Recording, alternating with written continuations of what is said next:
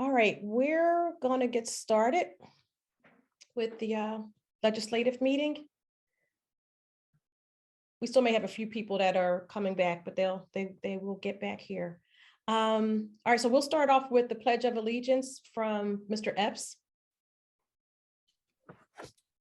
Good evening. Thank you, Ms. Henry. And as I recite the pledge, I feel it necessary to acknowledge that while these words have not been true for many in this country, we certainly have a duty to live up to the ideals that are set forth. I pledge allegiance to the flag of the United States of America and to the republic for which it stands, one nation under God, indivisible, with liberty and justice for all. Thank you, Mr. Epps. Roll call by Ms. Harding. Mr. Burdell Williams, Present. Mr. Cohen, Present. Mr. Epps, Present. Mr. Fishbein, Present. Ms. Haywood, Whoops, present. Ms. Henry, Present. Ms. Lohman, Present. Ms. Mulhern, Present. and Mr. Schultz. Present. That concludes the roll call. Thank you. Thank you. Next, we have our student representative report. And I see both Sadie and Dylan are on the call. I'm not sure who is going to give that report, but I do want to say to both of you, Happy New Year. Hello. Hi. Happy New Year to you too. Happy New Year to everyone. If Sadie doesn't mind, I do have the agenda here with me. Is it okay if I present Sadie? Fine.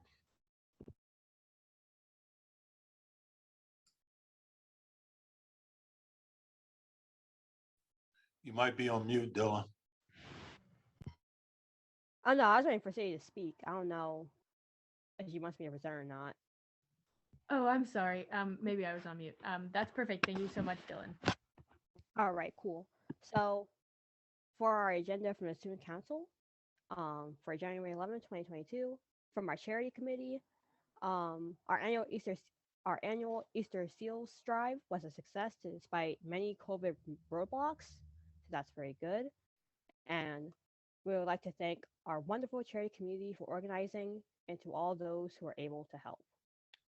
For our Environmental Justice Committee, our Environmental and Sustainability Committee is still working hard to possibly implement environmental justice into Chillingham curriculum.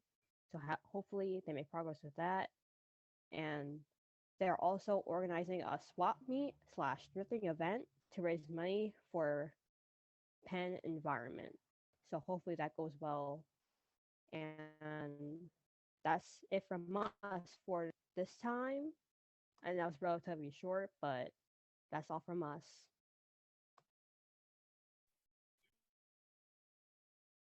Thank you, Dylan. Dr. Scriven will give the superintendent's report.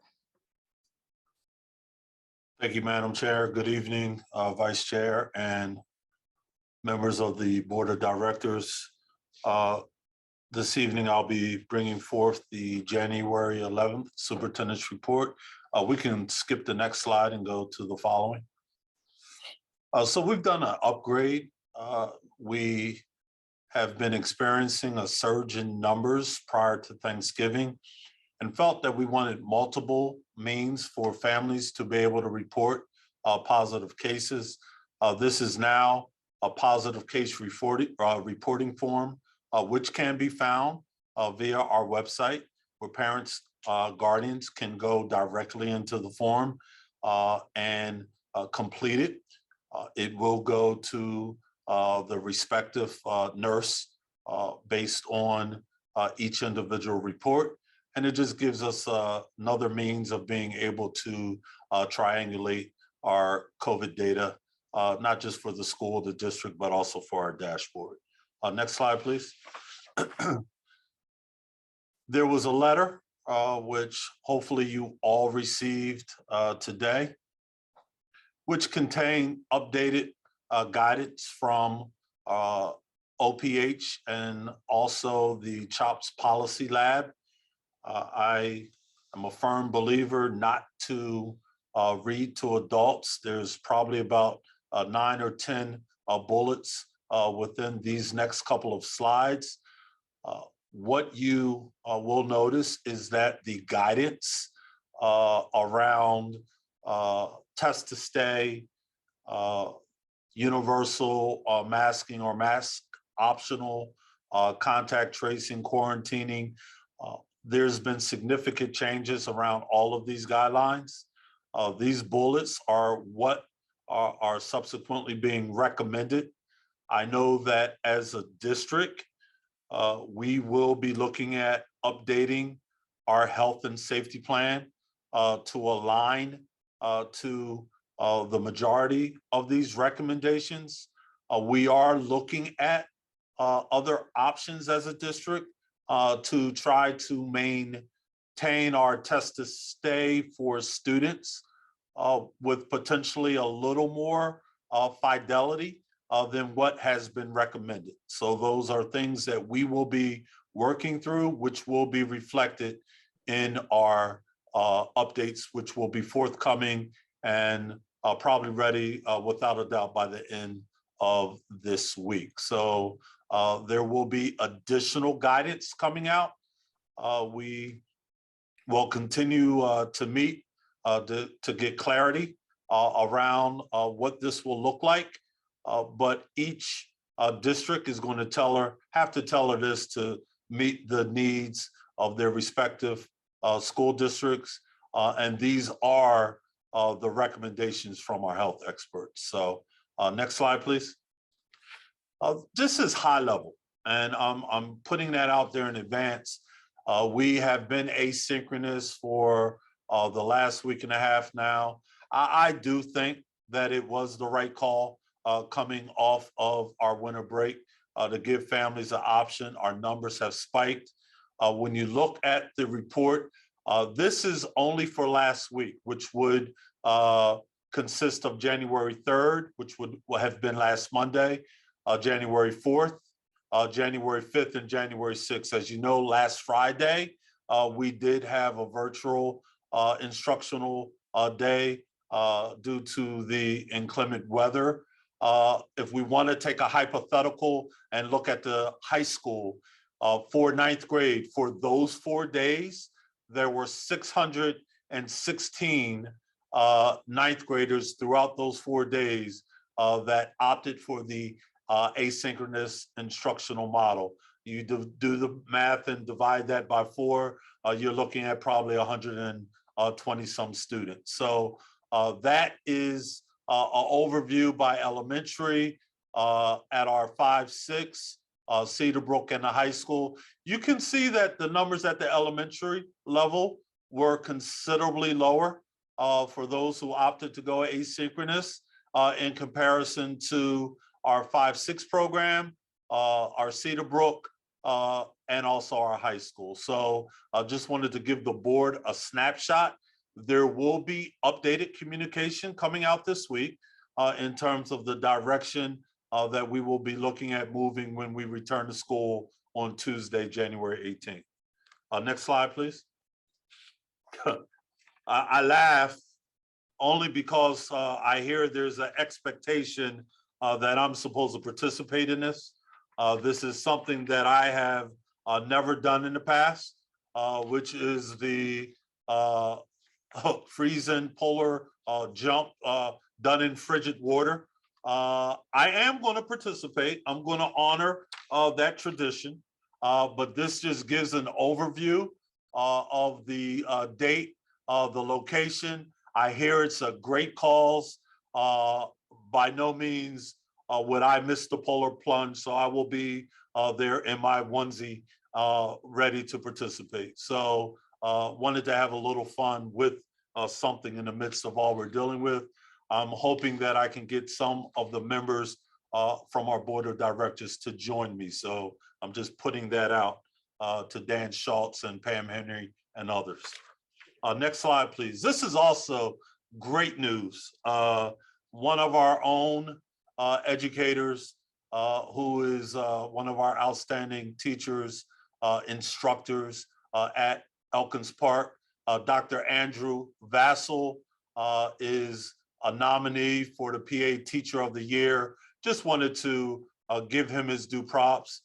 We don't know what the outcome will be, but just the mere fact that he has positioned himself for this is worthy of acknowledgement within itself. So congratulations to Elkins Park, to Dr. Vassell for representing Cheltenham School District well. We appreciate you. This next slide, and it's a little small. These are just upcoming dates where I will be having meet and greets.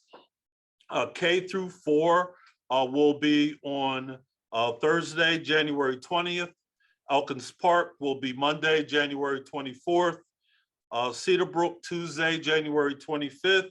And Cheltenham High School will be Thursday, January 7th. That will be with me and members of my team as we want to give the respective families from those grades and those schools to have an opportunity to pose questions, seek clarity around vision, what the current work is looking like. So I wanted to put that out there to the board. And what I believe to be our final slide, maybe a little duplication from what I think is reflected in the board agenda. It's just upcoming meetings that we will be having. The 18th, Educational Affairs is the only one that I will bring note to. Like I said, the rest is a part of our board docs packet. So Madam Chair, that brings closure for my superintendent's report for January 11th this evening. Thank you very much. Thank you, Dr. Scriven. We have a solicitor's report from Ms. sorry. Henry, Yes. would I be able to make a brief comment? Yes. Thank you. First, I just want to thank administration and Ms. Henry yourself as well for the leadership you've shown over the past few weeks, in particular related to COVID. And one thing that has been constant in this district is a deep appreciation for the guidance and advice of medical professionals. And I'm glad that that is continuing to be a consistent MO.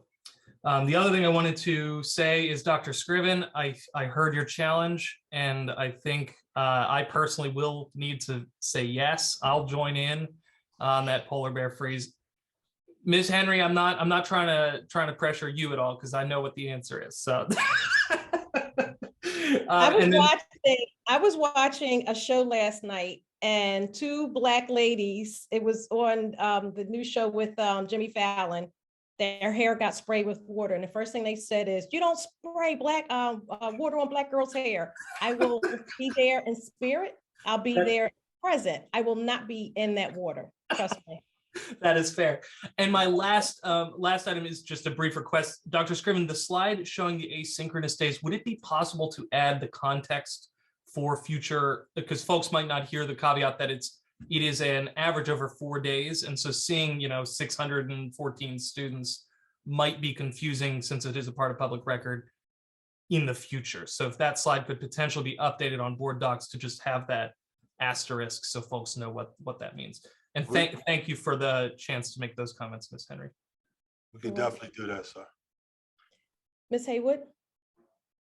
Yes, just a quick comment. It was noted on the agenda as well, but just wanted to point out for the community that the policy committee is now moved to 5:00 p.m. We previously were meeting at 8 o'clock in the morning. We've changed the time so that more community members, if they were available, as well as students, would be able to participate in the policy committee meetings themselves. So just wanted to note that.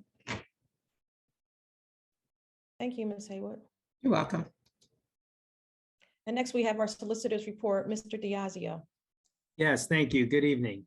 I don't have any Sunshine Act announcements for this evening. The board has not met in executive session since the last public meeting, but I do want to call out for the public that the agenda that was posted and the agenda that the board is following this evening are slightly different. So there are a few additional items that were just recently added to the agenda. So I wanted to note them for the record, and then I'll ask the board to formally vote to amend the agenda. The agenda was recently revised prior to the meeting to add the Act 1 opt-out resolution, and the personnel report was also slightly modified to add the appointment of a support staff member and also a resignation to that portion of the consent agenda. So those additional items have been added to the agenda. Under the recent amendments to the Pennsylvania Sunshine Act, if there are changes to the board's agenda within 24 hours of the meeting, and there's going to be items added to the agenda, the board needs to formally vote to amend the agenda. So with that, I would ask for a motion from a board member to amend the agenda as I just stated, and then we would need a second as well. I move for the agenda to be amended as Mr. Diazio stated. I second that amendment. And then we'll take just a brief moment to ask if there's any public comment on the change to the agenda only. There will be a public comment opportunity in a moment for anything on the agenda, but just for the vote to change the agenda, is there any public comment? I'm not seeing any, Ms. Henry. So with that, if you'd like to call the vote. Do we do this by individual voice vote or? You could, no, you don't need to do an I could do individual that. vote. Okay, all in favor, say aye. Aye. Aye. Any opposed, say nay. I'm an aye, the motion carries. All right, so the agenda has been officially amended, and with that, that will close my solicitor's report. Thank you. Thank you, Ed. Now, next we have, well, we did the public, or do we go to public items on the agenda? Okay, public comments on agenda items only. If you have a public comment, you can raise your hand in the chat, or you can raise your hand, I'm sorry, on your screen, and we will open up the meeting so that you, or the mic so that you can comment.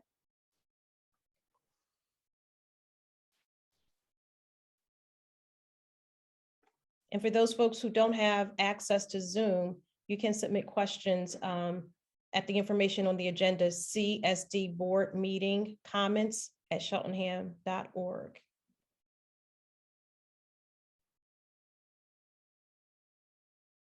And so I'm not seeing any hands raised in the participant pod. And I don't believe we have any emails that are coming through on agenda items. So we'll move on to our committee meetings, or excuse me, approval of minutes. So I'm gonna have a motion to approve the December 14th minutes, legislative board minutes. So move, Mr. Cohen. Can I get a second? Second, Leah Mulhern. Thank you, Leah. All in favor, say aye. Aye. Aye. Aye. Any opposed? Seeing none, the motion carries. We're moving on to committee reports, financial affairs. Mr. Fishbein is providing that update. Thank you, Ms. Henry. And I'll +1 to the polar challenge. So you've got my commitment to that. And I'm reporting on the Finance Committee meeting, which was held on January 4th, 2022 by Zoom. At the meeting, after roll call and approval of the minutes, we received a presentation. The first item on the agenda for that meeting was a review of year-to-date revenue and expenses, but that was tabled because of staff issues relating to COVID. We couldn't get that information in time. We did receive a report on the June 30, 2021 audit and a first look at the 2022-2023 budget. The slides from that presentation and the video, I believe, are available on the district website under board meetings. The next month's meeting will be held on February 1st, 2021, and it will be at 7 p.m. after the Finance Committee meeting, which starts at 7 p.m., and it will be by Zoom. There is an action item the board will be taking later in tonight's agenda that I wanted to explain to the community because it is a financial affairs item. And that is the board will be voting to opt out of Act 1. And without opting out of Act 1, we would be, without opting out of Act 1, we would be reserving the ability to raise taxes beyond the limits set by the Act 1 index. By voting to opt out, the board is committing to raise taxes no more than the Act 1 index, which this year is anticipated to be 3.4%. So that is the significance of the vote that we will be taking, and you will hear that later in tonight's agenda. And with that, that concludes my report.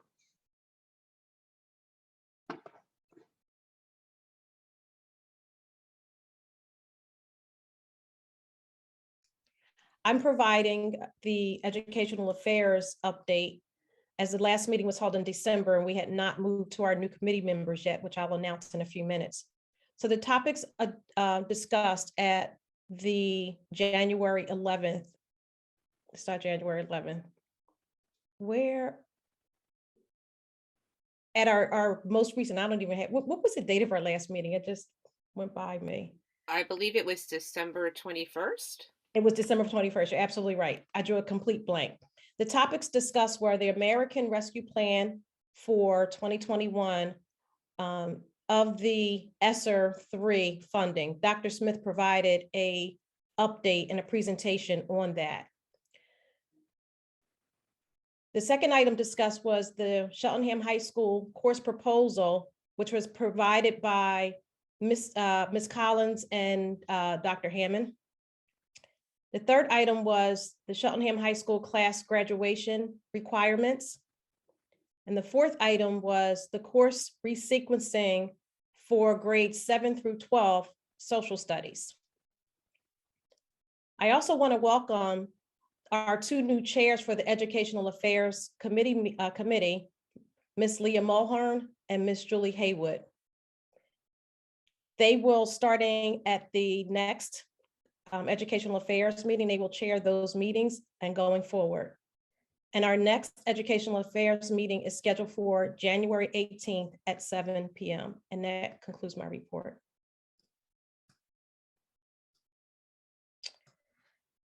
And Mr. Burdell Williams has a report for the Eastern Center for Arts and Technology.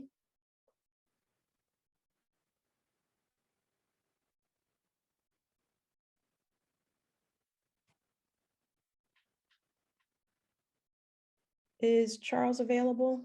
I no longer see him on, oh, I see him on the screen.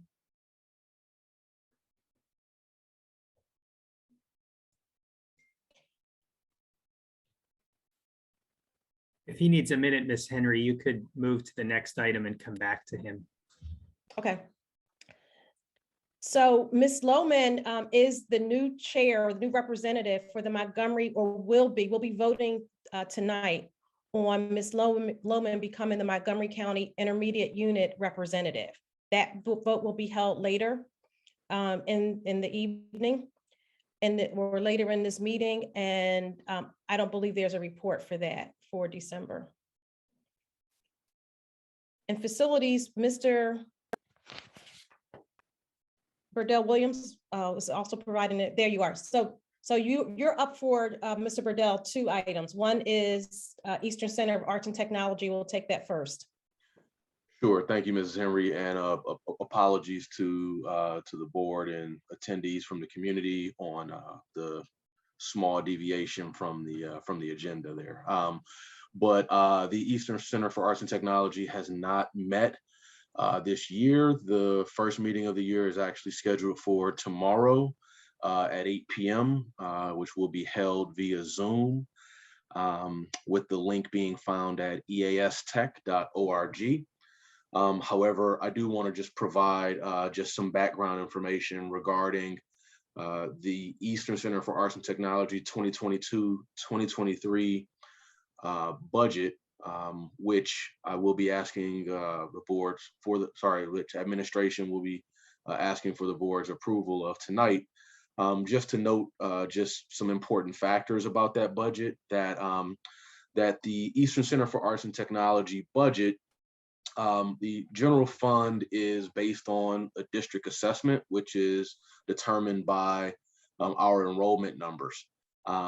Currently, Cheltenham, for the 2022-2023 budget cycle, has a approximately 5.3% decrease in our actual allocation, because although our student enrollment has increased this year by 8 students, the 3-year average has decreased by approximately 5 students, from 97 students on average to 92 students on average.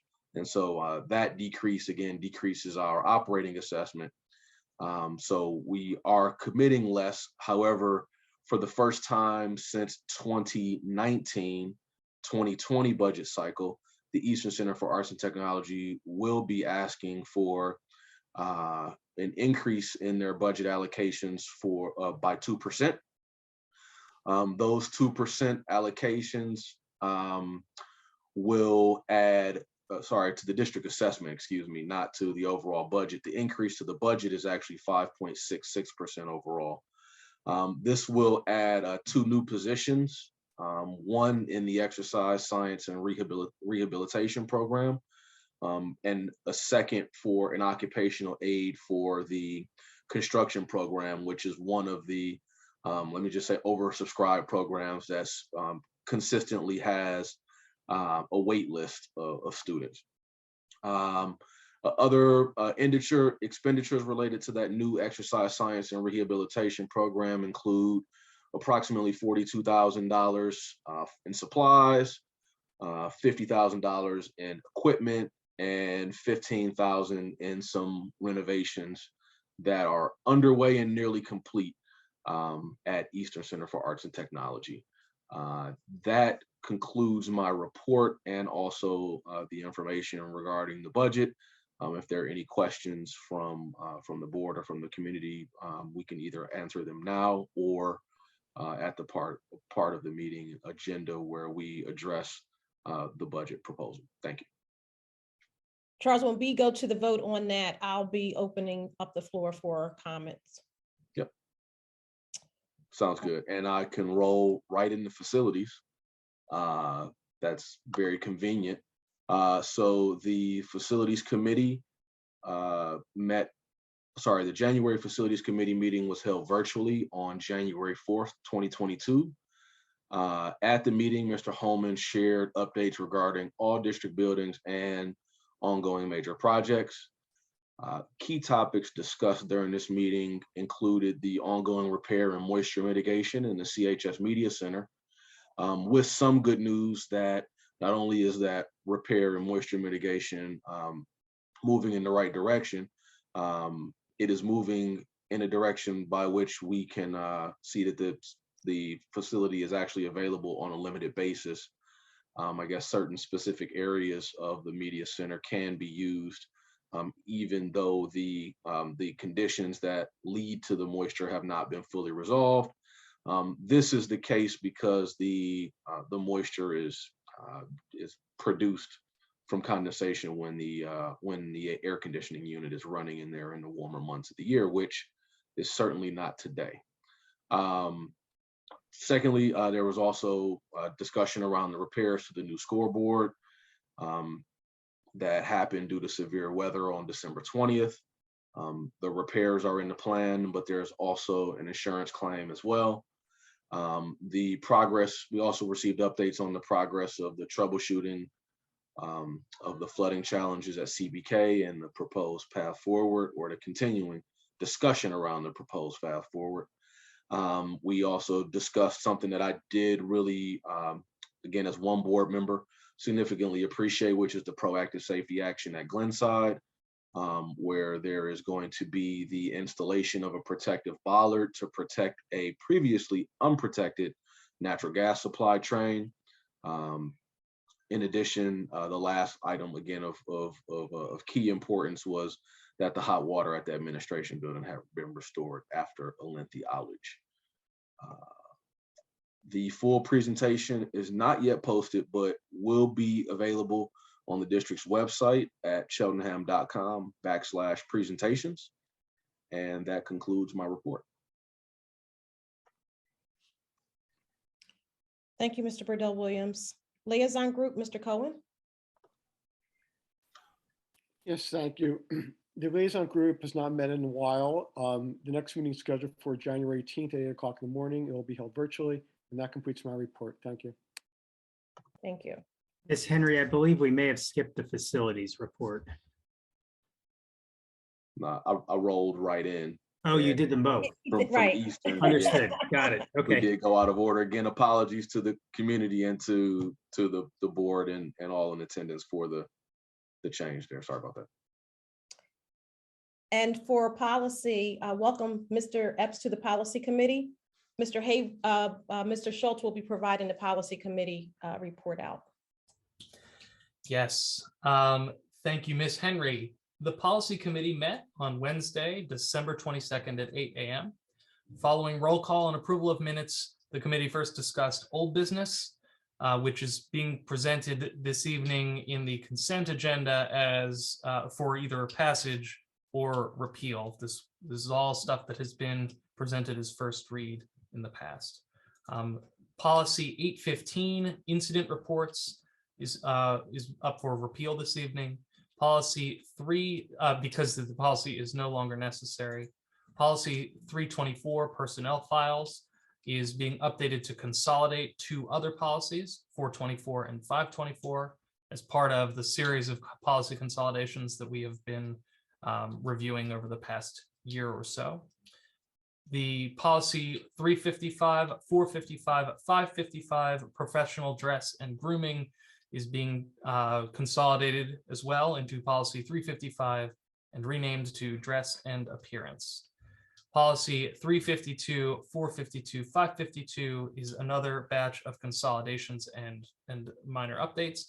The policy is titled Addressing Disruptive Behavior of Students.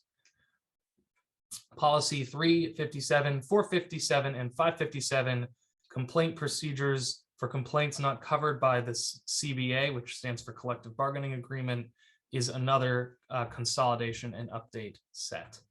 That is the old business. And then we also had new business. Rather than reading the titles of the policies, I will just direct members of the public to look at the agenda under informational items after the consent agenda to see what was discussed. And the next policy committee meeting will be held on Wednesday, the 26th. And I want to underscore again that we are moving to an afternoon time of 5 o'clock p.m. going forward. So it will be Wednesday, the 26th at 5 p.m. And that concludes my report. Thank you, Mr. Schultz. Communications Committee, Mr. Fishbein will provide that report. Last communication committee meeting was held on December 16th, 2021. After roll call and approval of the minutes, the committee received a presentation on the Cheltenham High School Alumni Association from Krista Sivalak-Kerr, who is the president of the association. That presentation may be found on the district's website as indicated by everyone who was reporting. The administration and the board have decided that there will be no more communication committee meetings, as the information shared at those meetings will be shared in other ways not necessitating a monthly meeting. And that concludes my report. Thank you, Mr. Fishbein. Ms. Haywood will be providing the legislative committee or legislative report out, and Mr. Epps, welcome to that committee also. Thank you, Ms. Ms. Henry. Yes, the Montgomery County School District Legislative Committee did not meet in December with the transition of the school board representatives to the committee. However, this evening I'll provide a brief report regarding some key federal and state legislation impacting education. At the federal level, in late 2021, lawmakers passed a second continuing resolution to allow the federal government to continue operations through mid-February. This means that educational appropriations will continue at least through this timeframe. The federal government will need to pass an omnibus bill in order to continue operating beyond mid-February. We'll do more than just cross our fingers that that happens. It has to happen, but stay tuned. At the state level, I'll just highlight proposed House Bill 2045 that was passed by the Pennsylvania House of Representatives on Monday, January the 10th. This bill would require the State Department of Education to establish a teacher training course to facilitate high quality reading instruction based on what they call the science of reading to address student reading needs. The bill proposes that beginning in 2022-2023 school year, the State Department of Education establish a program of professional development and applied practice for school personnel that includes in-class demonstrations, modeling and coaching support for improving reading and literacy outcomes based on standards that the Department of Education will establish. The cost of the program, according to the Appropriations Committee, is approximately estimated to be $350,000 to implement annually, with the initial 2 years being covered by the federal COVID-19 relief money. House Bill 2045 will now go back to the state Senate for review. As everyone's aware, there's been a real shortage of school bus drivers, and the state legislature is also looking at putting in place some proposed legislation that will address the shortage of bus drivers. On a different note, as Cheltenham School District develops our budget for 22-23 school year, stay tuned as we await Governor Wolf's budget address in the coming weeks to determine what the governor proposes for basic and general education funding. While the education funding litigation continues, we just have to remain vigilant in advocating for fair and equitable state funding of public education, as we have in the past. In closing, as we continue the legislative process in 2022, or as the state does, both at the state and federal level, as I stated last month, we should again remain vigilant about the fair funding of public education, be on the lookout for any introduction of voucher bills this coming session, as well as any charter school reform legislation, among other issues. I wanted to welcome Mr. Epps to the Montgomery County School District Legislative Committee. He'll be starting those meetings sometime later this month, and I look forward to joining with you as we always continue in advocating for public education. That concludes my report. Thank you. Thank you, Ms. Haywood. Next up on the agenda is the approval of agenda items as listed on the agenda. Can I get a motion to approve? Move to approve the consent agenda. Consent agenda, right? Second, Charles Burdell Williams. Before we go on to vote, are there any comments on any of the items from the board? Jenny, I see your hand raised. I just wanted to congratulate Mrs. Lezis on her retirement as secretary from Cedar Brook. She will most definitely be missed. She was a fixture in the front office there for a long time, and we wish her, I wish her well in her retirement and her endeavors beyond CSD. All right, Mr. Cohen. Yes, thank you. I just want to raise for first read policy number 604 tax waiver request that I did share with the chairs of the committee concerns I had about some of the language there, which I understand will be taken under consideration at the next policy committee meeting. Thank you. Okay. And so we'll take a voice vote. All in favor, say aye. Aye. Aye. Aye.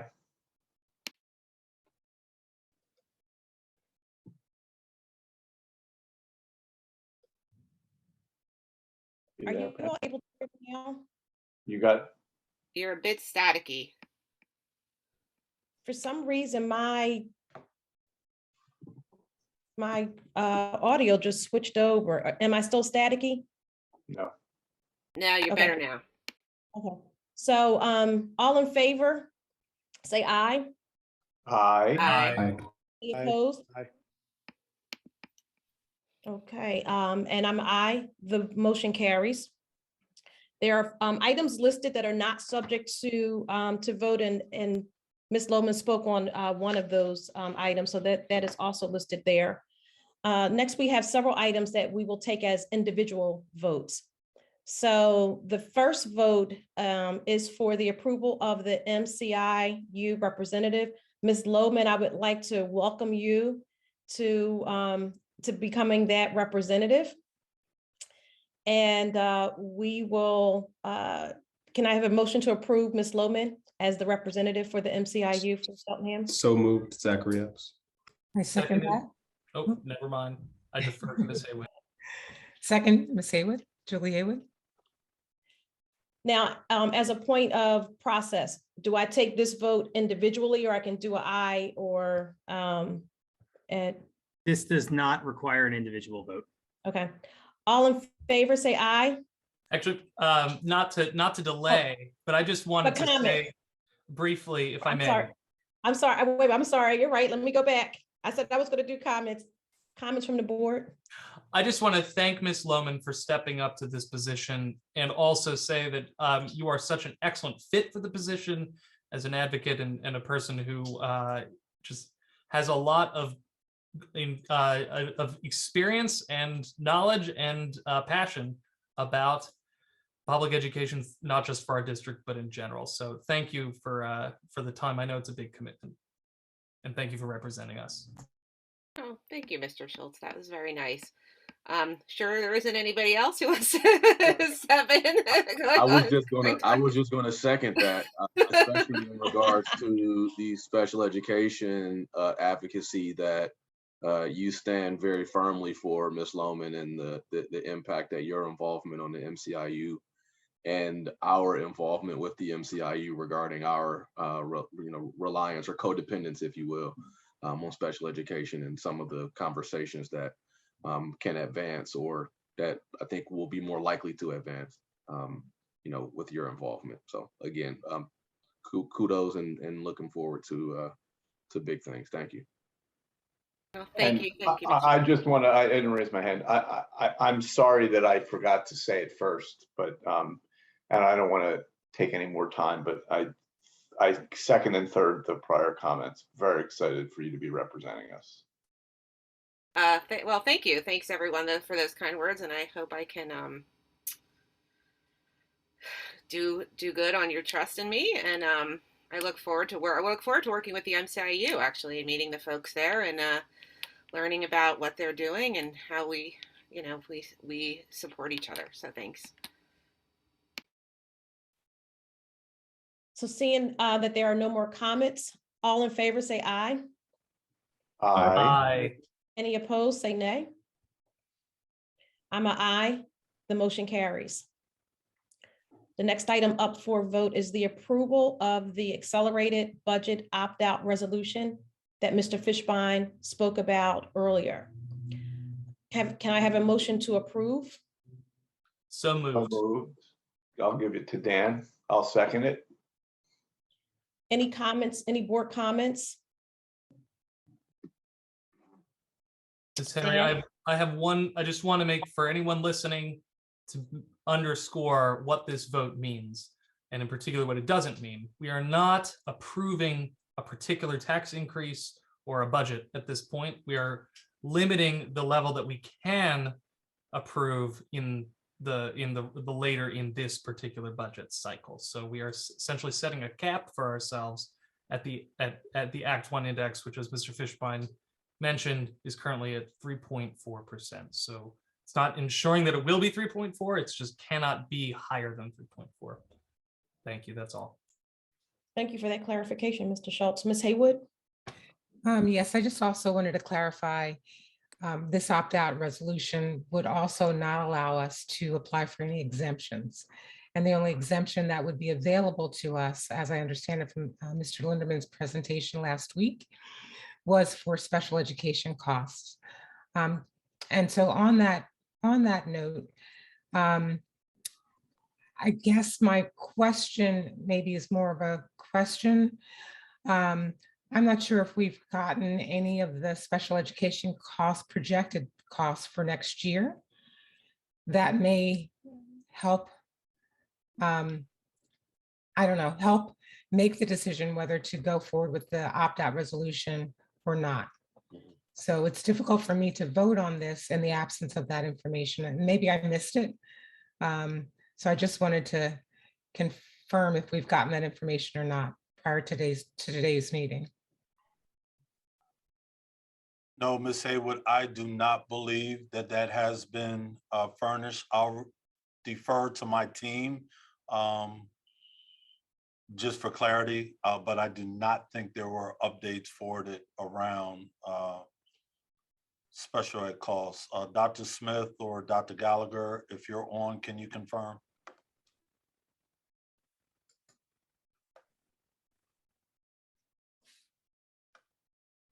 Hi, my budget was turned in, preliminary budget to the budget office, but I don't believe the numbers have been projected yet for next year. Mr. Linderman, is that a figure that preliminarily can be shared with the board at this time? Do you have that at your fingertips? I do not, but let me give you some high-level background. Number one, the referendum exceptions that would be calculated would be based on your 2021 special ed expenditures compared to your 1920 special ed expenditures, and are irrelevant of the even the 21, 22 or 22, 23 projections. Number two, I know that Dr. Smith and Mrs. Gallagher are working very hard on some plans that should reduce some of our expenditures in special ed, and I'm kind of optimistically looking at a special ed budget that shouldn't exceed the current year's budget. That actually may save you money, but don't quote me on that. I know saying off the record is not applicable even for the newspaper people, but anyway, so that's about as high level as I can give you.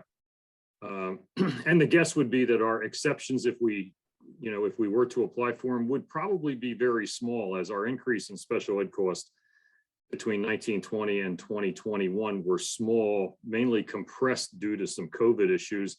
And that's pretty common across the state for schools. There's not a lot of referendum exceptions that are being eligible for schools, as the 2021 cost for schools, as they were in more of a lockdown mode, so to speak, with a lot of special ed costs actually compressed a little bit and stayed closer to the 1920 numbers than they did. Now they may rebound in 21, 22, but as I said, the actual numbers you're voting on basically not using are in the past numbers. So I don't know whether that helps or not.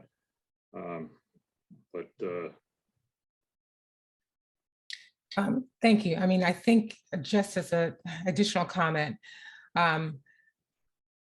again, I would generally be in favor of an opt-out resolution in light of the fact that, definitely I would not want to have to increase our taxes above the index. However, in light of the fact that I don't really have actual numbers in front of me in terms of the special ed cost, I'm going to actually abstain from this vote.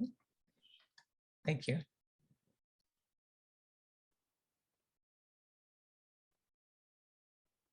Mr. Fishbein? Just to respond to Ms. Haywood's concerns, not trying to persuade her not to abstain, but just because she's raised this concern, I'd like to give my 2 cents as co-chair of the Finance Committee. The special ed costs, what we're trying to do is keep a budget that will not require a tax increase of more than 3.4%. What the exceptions provide for us, if we were to not opt out, is it would give us the ability to raise taxes above that, to the extent that we have an exception that applies and permits it without having to go then to referendum. So that's the framework that we're in.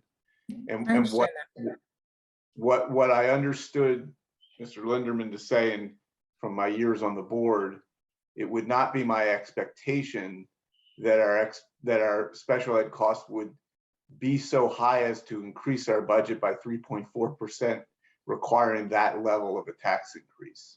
So that for me, I'm not seeing this as any kind of risky vote. What we're going to require ourselves to do is engage in fiscal discipline. And part of that is trying, as Mr. Linderman said, to keep our special ed costs in line, but also the rest of the costs that would cause the budget to come close to 3.4% and hopefully result in a budget for next year that doesn't require even a 3.4% budget tax increase, taking even after our special ed costs are taken into account. I hope that helps the public understand the issue and to some extent address the concerns raised by Ms. Haywood. Thank you, Mr. Fishbein. Mr. Schultz, your hand was up, it's down. Did you have a comment? I was just going to speak similarly to Joel, but he covered everything quite well. The only context I guess I would add is that in the past, we did go through the process of applying for exceptions to understand our district's comparative position regarding special education costs. And we did get approved for an exception to the order of, I believe it was a little over $2 million worth of additional tax we could have increased in order to, in response to our disproportionately high special education costs. We as a board did not invoke that exception.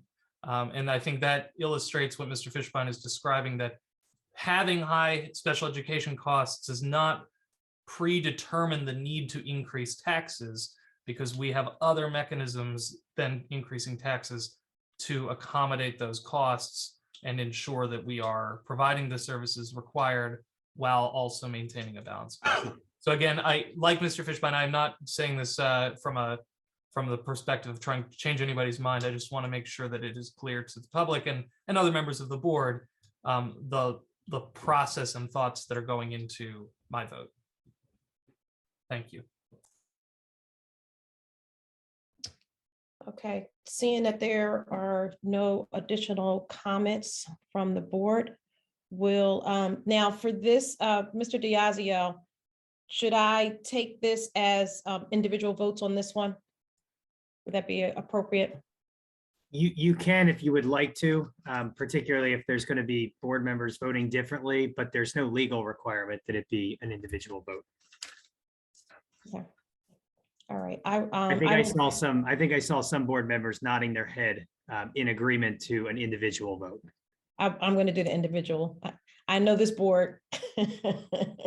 All right. So I'm just going to go in the order by which I see you all on the screen, so I don't skip anybody. And Ms. Henry, if it's easier, if you'd prefer the board secretary to call the vote, just like she calls the roll, that could be done as well. That's even better. Ms. Harding, are you able to call the vote? Yeah, thank you, Mr. Diazio. Can I, this is Chuck. Can I just make one more comment before you vote? And it doesn't matter to me what you do. Truly, the opt-out really is, as discussed, allows you to increase your taxes more than the index should you choose to do that. But it also relies on the fact that you need to qualify for these referendum exceptions. And our preliminary numbers say you will qualify, but it will be very, very small. And you will elongate the budget process, requiring you to have to approve a preliminary budget at the next board meeting in February and go through all kinds of things. We estimate it's about $300,000. The special expenditures were between 2021 and 1920 were in excess, and you don't get the whole 300,000. There's a carve out for the 3.2%, so it may actually be very minuscule and maybe nothing. So again, just to clarify that don't be surprised if we come back, and we can actually share the numbers with you regardless of how you vote, how it would have come out, but you may not qualify for referendum exceptions anyway. The major part of the opt-out resolution, in addition to not or enabling you to use referendum exceptions if you want, is you opt out of the Act 1 budgeting process, which required a much earlier start with the budget and will require some big numbers to be put out there, maybe even earlier than you want, with things like salaries and stuff like that will have to be put in and submitted to the state early in February. So just so you understand, it's more than just the referendum exception possibility. There's also the actual budgeting process. Okay, are we ready? Yes. Okay. Mr. Burdell Williams, Yes. Mr. Cohen, Aye. Mr. Epps, Aye. Mr. Fishbein, Aye. Ms. Haywood, Abstain? Ms. Henry, Aye. Ms. Lohman, Aye. Ms. Mulhern, Aye. Mr. Schultz. Aye. Thank you very much. Thank you. The motion carries. Our next order of business is the approval of the Eastern Center for Arts and Technology operating budget. Can I get a motion to approve? So move, Charles Burdell Williams. Second, Leah Mulhern. And for this, any comments?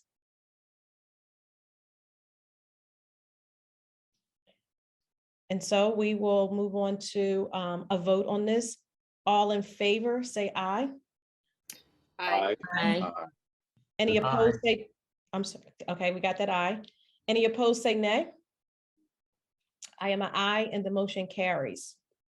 I'm sorry, just in terms of procedure, don't we need, what, was there a motion? I'm sorry, maybe I missed it. I did. Referred? I did a motion.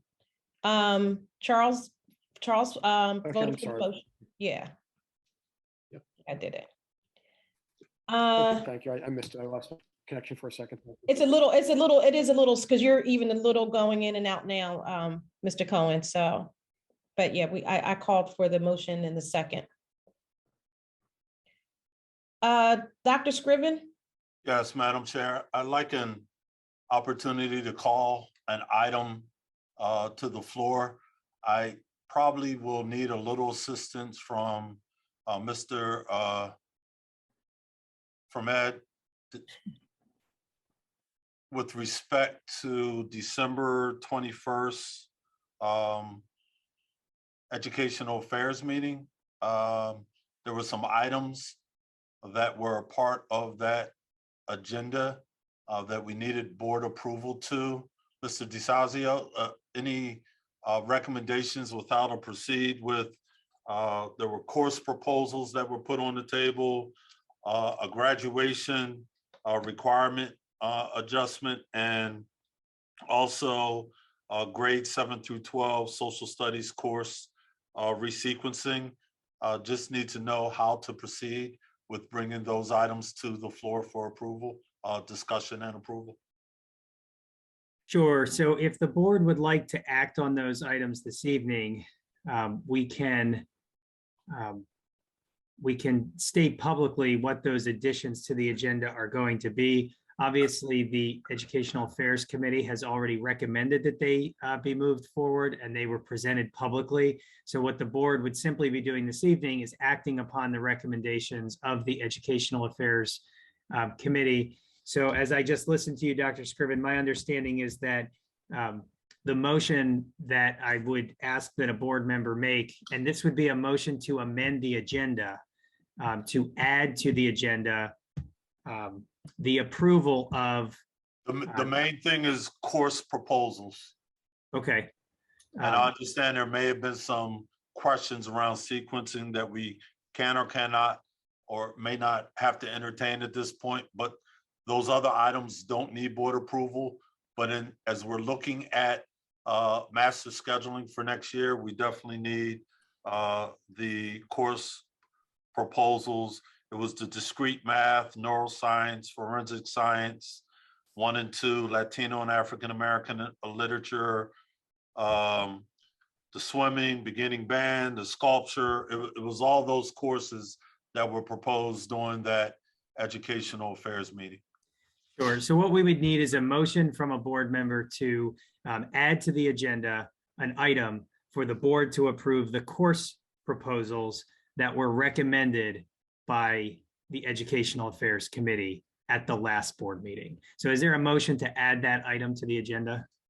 And the graduation requirements, because and the graduation requirements that were recommended by the Educational Affairs Committee. Right. So moved as explained, so moved on the motion as explained by you, Mr. Diazio. Okay, and I see Mr. Epps has his hand up. I'll take it that that's a second. It was a point of information for clarity that Dr. Scriven mentioned the what we do need to approve, and there were the course resequencing is something not under consideration. Just wanted some clarity under. We're taking those items individually, I assume. Okay. Is that accurate, Mr. Diazio? Right now, the motion is to add to the agenda the course proposals and the modified graduation requirements that the Educational Affairs Committee recommended move forward to the full board. And we got a motion from Mr. Burdell Williams. We'll just need a second on that. I'll second it with also sort of a point of information too. Are we voting on also the changes to the high school social studies sequencing, or is that something separate? To my understanding, that we do not need approval to move forward with that resequencing. However, I'm understanding that there was a point of contention, which I have no problem discussing. Okay, well, I'll second the motion as Mr. Burdell Williams, the motion that he firsted. I don't know what the appropriate term is. Because for clarity, again, Ed, the motion that I supported is to allow us to vote on the addition of that discussion to the agenda currently. Correct. In a moment, we'll actually take a vote on the underlying substance of that motion, but this motion and the vote is just to add that item to the agenda. Mr. Schultz. Just, I appreciate that this likely would have normally been included in an agenda, and it was simply, could we have, I'm just unclear. It feels like it's prudent to have an explicit list of the things we are approving, unless we are pointing to the Educational Affairs agenda and saying all of the courses presented in that agenda, which I'm also comfortable with. But right now I am just confused. I don't want it to be not explicit what we are approving. So it's all of the items that were presented in the December 21st Educational Affairs presentation. Okay, thank you very much.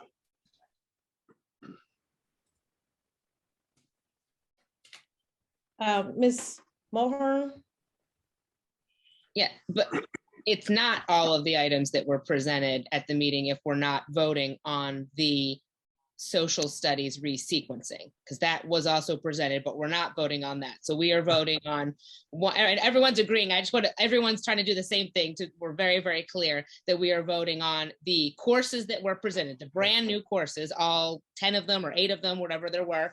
And we're voting on the graduation requirements, the credits and all of that, but not the social studies sequencing. So before we get there, because I think we may be, if I'm understanding from a procedural perspective, we may be conflating two things.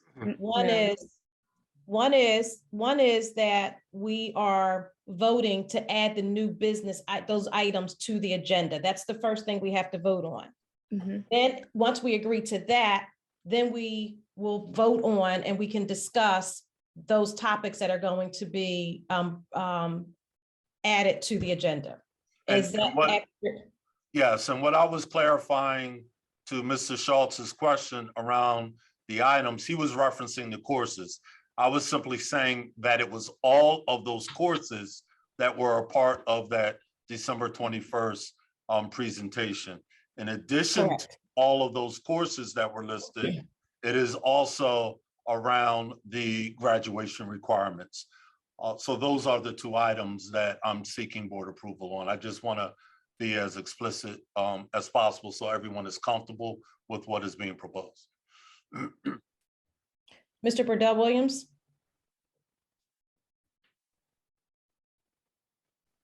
Sorry, I raised my hand out of turn. Apologies. Okay. So can we take a vote on adding those items, new items to the agenda? Just before you do that, is there any public comment on the motion to amend the agenda to add 2 items as stated? I'm not seeing any public comment, Ms. Henry, so you can go ahead and call the vote. Okay. All in favor for adding those items, those new items to the agenda, say aye. Aye. Aye. I apologize, did we have a motion? Oh, I'm sorry. Yes. Can I have a motion? Oh, did yeah, have a I'm motion. sorry, we did. It was just Charles and I. My mistake. Okay, right. And I. Right. Any opposed? And seeing none, I'm aye. The motion carries to add those items to the agenda. Now, with those 2 items, Mr. Diazio, as a point of clarification and process, we can vote on both of those at the same time? You can, since that was the motion. Okay. And what I would say is that, and it can be sometime tomorrow, but someone from administration should update the agenda online and note that that item was added to the agenda, and then should include a list of the course proposals that the board is acting on, as well as the changes to the graduation requirements, just so that that information is contained on the agenda. And if there's any questions about that, certainly I'm happy to assist tomorrow in doing that. Thank you, Mr. Diazio. We will communicate tomorrow. Yep. Okay. So at this point, Ms. Henry, it would be appropriate to entertain a motion to now actually approve the new course proposals at Cheltenham High School and the new graduation requirements. You can you can ask for a motion and a second, and then the board can have discussion on the merits of those items if it wishes. Thank you. So can I have a motion to approve? So moved. Second. Second, Ms. Mulhern. Comments from the board? Ms. Mulhern?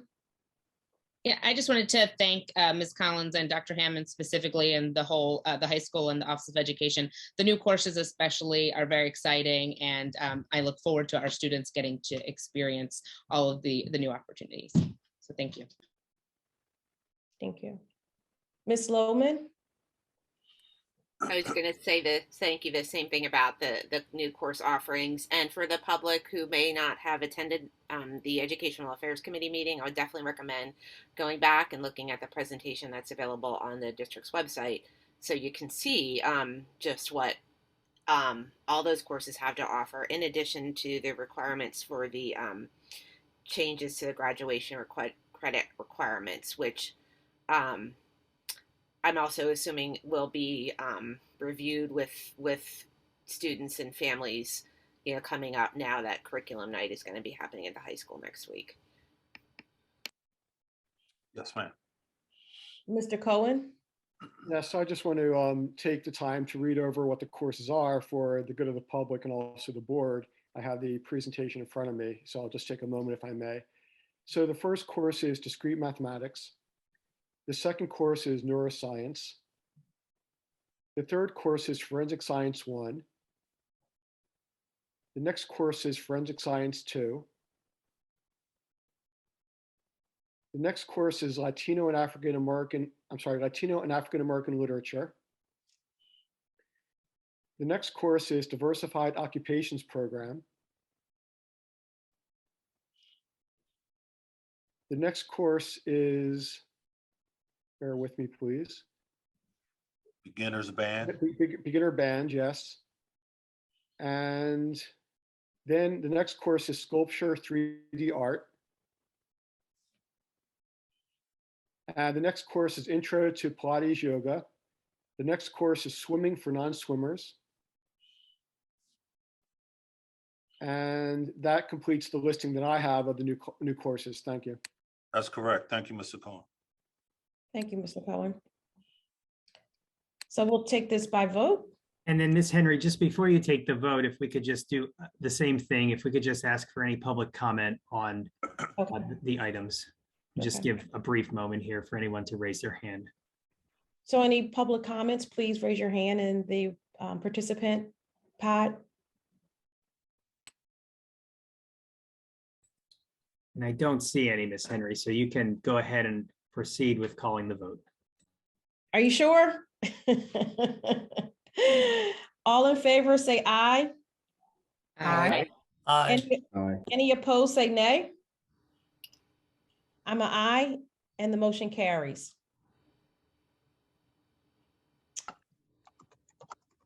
And next we will move on to public comments on non-agenda items.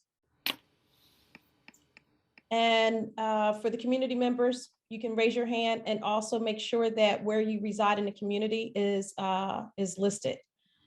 And Mr. Cohen, before I go to the community, I see your hand raised. Did you have another comment? Yes, I'm not sure if this is the right time to discuss what was raised earlier by Dr. Scriven and also some other board members about the issue of the resequencing for high school social studies. So I'm just asking for a point of order about when the right time would be to have a discussion about that. Thank you. I don't know.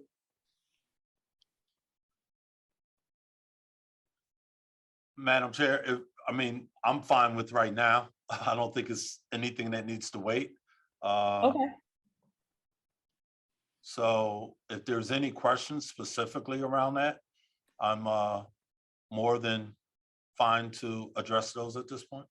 We can do that. Mr. Cohen, did you have a specific question? Yes, really two questions / comments that I did hear from one teacher in the high school who teaches social studies. And his 2 points were that by having 2 years of US history versus 1 year, which is currently the practice now, and this is also a way of background and context for the community, and by having then going on the other hand from 2 years of world studies and global studies down to 1 year, that would be a disservice, especially per this teacher's viewpoint, that we are a global society and we would be shortchanging our students in the time and place in which we live. The second point was, again, according to this teacher in his email, was that there was a lack of engagement of teachers in developing this concept, and it was only presented to them after the fact, after the Education Affairs meeting. And those would be the 2 points that I want to raise per my email exchange with this one teacher who brought to my attention. Thank you. So is this before we move on, is this because we are talking about personnel, is this a conversation that is better had as an information session? I just want to make sure we're not reaching or out of process here. If there's going to be discussions about specific employees or about decisions regarding hiring or additions to staff, reductions to staff, that's certainly appropriate for an executive session. Outside of those boundaries, though, general questions that don't relate to the items I just mentioned would be fine in this meeting. If there's information to share, and if administration needs some time to develop some information and bring it back to the board, they can also indicate that, and you can handle it that way. So, Madam Chair, I feel more than comfortable to respond. This is a high-level response that I want to present to the entire board around any one-offs that any of you may have received from any teachers with respect to this topic. First and foremost, this was brought to that entire department back in June of 2021.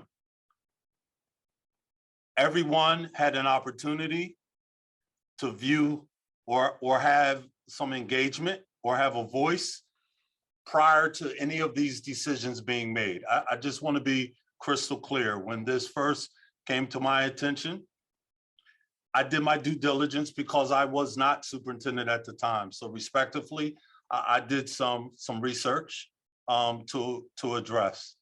I would beg a concern that this, if there was an issue, this is just coming up now, knowing that potentially that this was going to be something that was going to be voted on, which there is no vote that is needed for this item.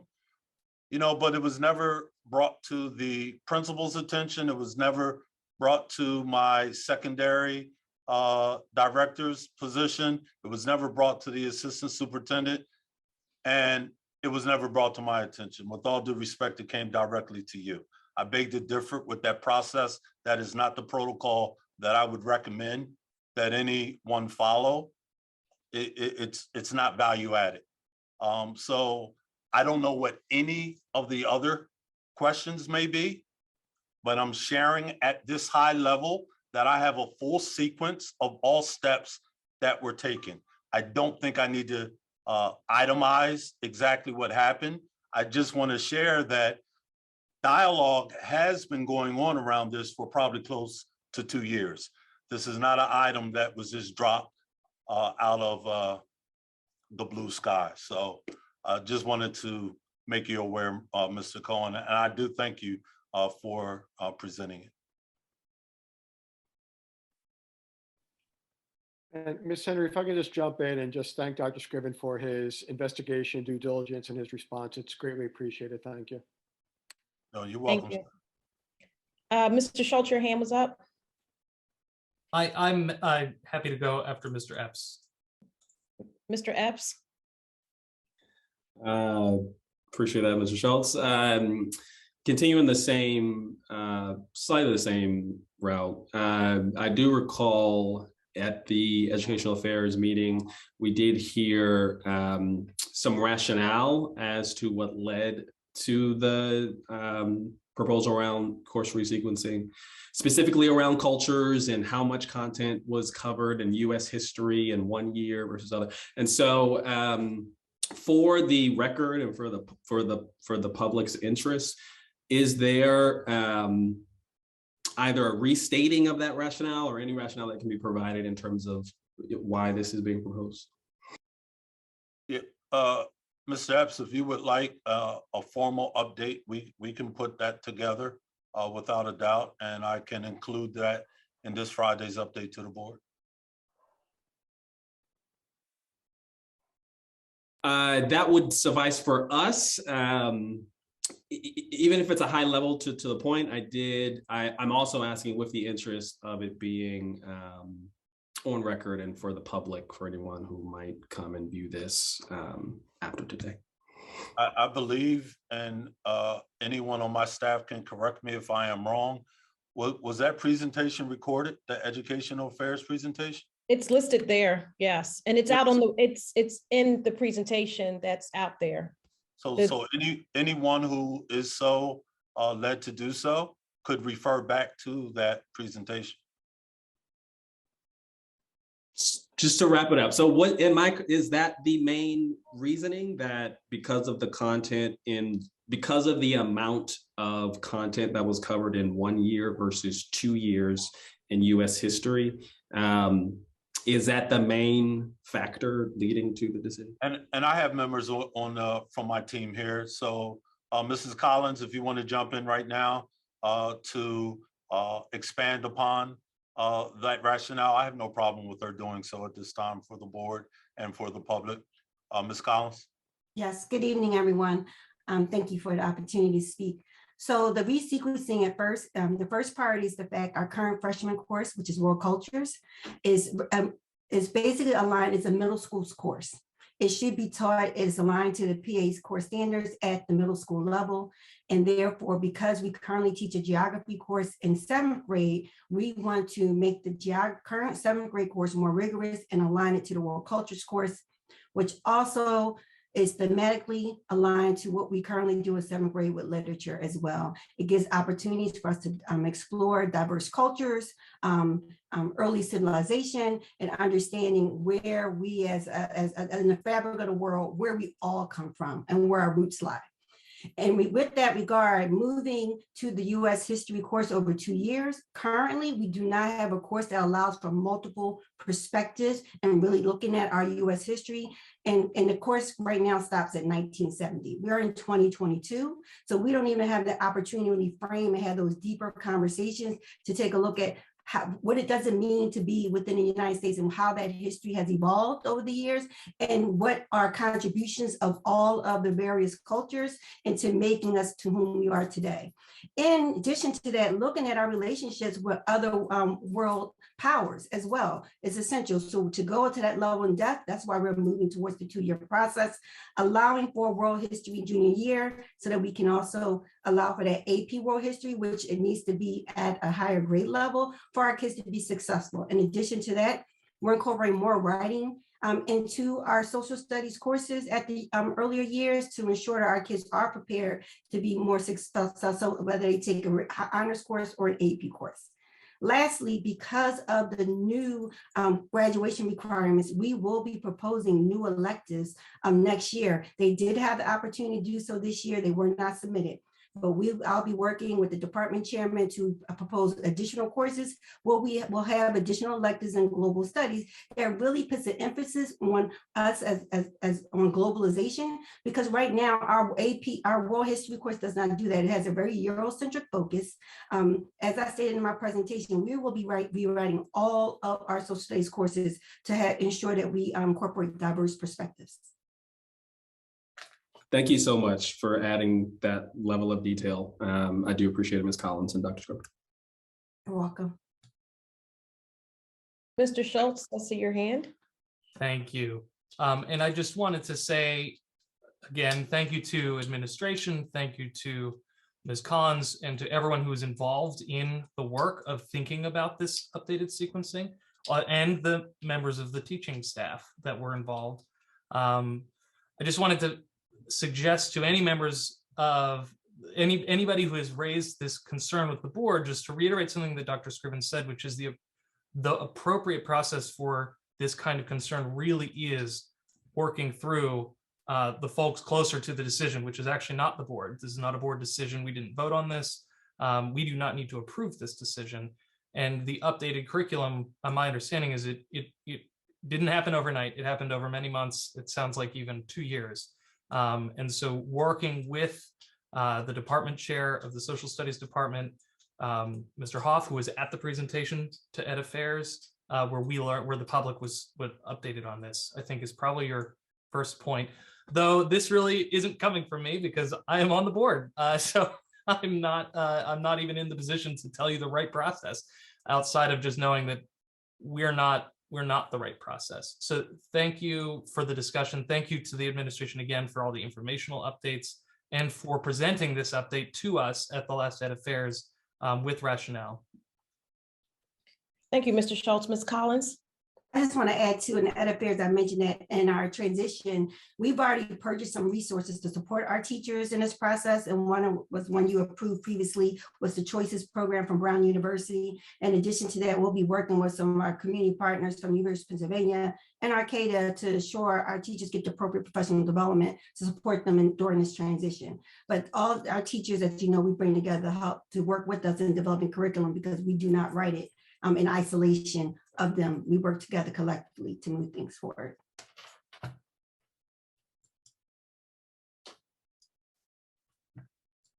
Thank you. All right, before we go to public comment on non-agenda items, Ed, I want to back up because we just had a lengthy discussion around the course, the social studies resequencing. Are we adding that for a vote on this agenda or, okay, so we'll talk about when that will come up for another. I don't believe we have to vote on that, Madam We Chair. don't vote on that, okay, okay, thank you. Yes, ma'am. I wanted to get that clear, thank you. All right, so then we will move on to public comments on non-agenda items. And Ms. Davison, I see your hand up. And so I will ask the Zoom room to unmute Ms. Davison so she can give us her comment. Hi, this is Lisa. Can you hear me? Yes. Okay. And my apologies for mispronouncing your name, Elisa. Yeah, thank you. I'd like to take time during tonight's meeting to share some statistics, but I don't do it easily, knowing that behind every statistic is a child that could have been mine or yours. Firearms are the #1 leading cause of death for American children, 4,357 in 2020 to be precise. In Pennsylvania, an average of 114 children and teens die by guns every year. Black children in Pennsylvania are 6 times as likely as their white peers to die by guns.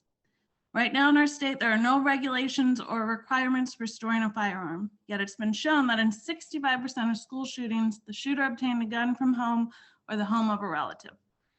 Around 1 out of 3 handguns in our country are kept loaded and unlocked, with more than 75% of first and second graders stating that they know where the guns are kept and 36% admitting that they have actually handled the weapons. Some bright news is that research shows gun locks are effective. Locked storage of guns works to decrease suicides, accidental shootings, and school shootings. Our homes and our Cheltenham community could be safer if gun owners stored their firearms unloaded and locked with ammunition kept separately.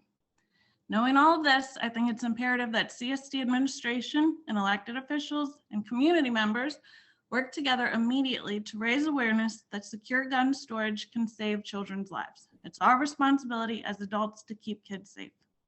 I'm emailing you all right now resources from a credible nonpartisan organization called Be Smart that can be shared digitally, posted on social media, and printed and distributed, as well as a link that shows how other school districts have made it policy to educate families on the importance of secure firearms storage. Districts in California, Colorado, Arizona, Texas, and just last night in Florida.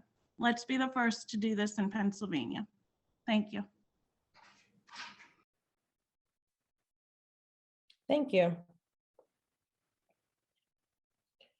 I don't see any other community members with their hands raised.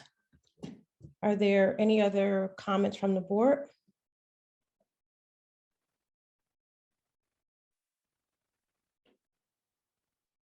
All right, seeing none. Can Ms. Harding, can you scroll down on the we didn't have any prior public questions. I don't believe we confirmed that. There was none. There were none. Okay, thank you. Seeing none, our future meetings are as listed, with the exception that the policy committee is now being held at 5 p.m. We'll make sure that that gets updated. And can I have a motion to adjourn? And there's no communications committee meeting. And there's no communications committee meeting, so that needs to be removed from the agenda. or and updated. Can I have a motion to adjourn? So moved, Zachary Epps. Second, Julie Haywood. Second, thank you. The meeting is adjourned. Good evening, everyone. Everyone stay Take care, safe. everyone. Thank you.